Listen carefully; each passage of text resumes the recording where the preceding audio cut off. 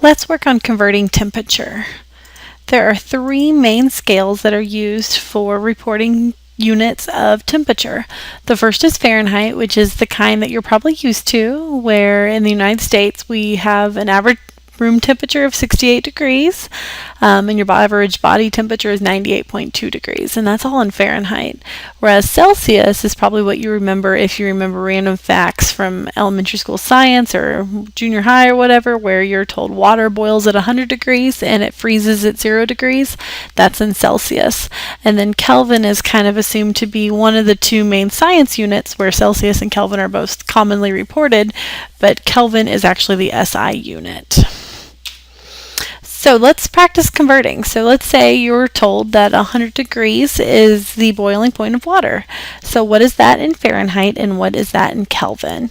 Well, first off, if we want to report it to Kelvin, we have this equation here at the top for us to look at, where we simply take the 100 and insert it into this degree Celsius symbol. So it becomes 100 plus 273 gives us a Kelvin temperature of 373.15. Then we do the same thing, where we insert our Celsius into this equation in order to report what our Fahrenheit is. So it becomes 9/5 times 100 plus 32. Now you do need to enter 9 times 100 divided by 5, enter. Then add 32, or else it won't turn out properly. So you should have 180 plus 32 in order to give you a total of 212 degrees Fahrenheit. Now you'll notice that it's always degrees Fahrenheit and degrees Celsius. It's never degrees Kelvin. And in addition to that, you can't go directly from Kelvin to Fahrenheit. You have to stop in the middle at Celsius.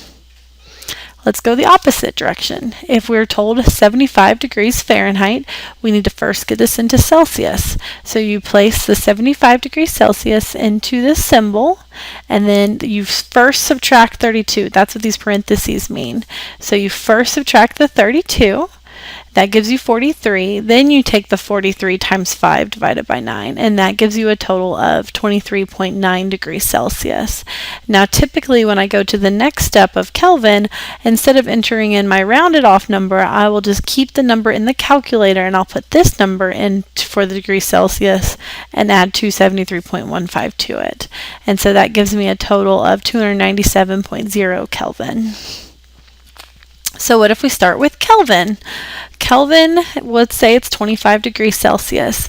Now we take that 25, it's the same thing, you just got to put it in the right equation. So 25 going here gives you 25 minus 273. Don't be afraid of negative numbers, there's nothing wrong with them. So in this case, Celsius is negative 248.15 degrees Celsius. It's okay to be a negative number. Sometimes we're all a little negative at times.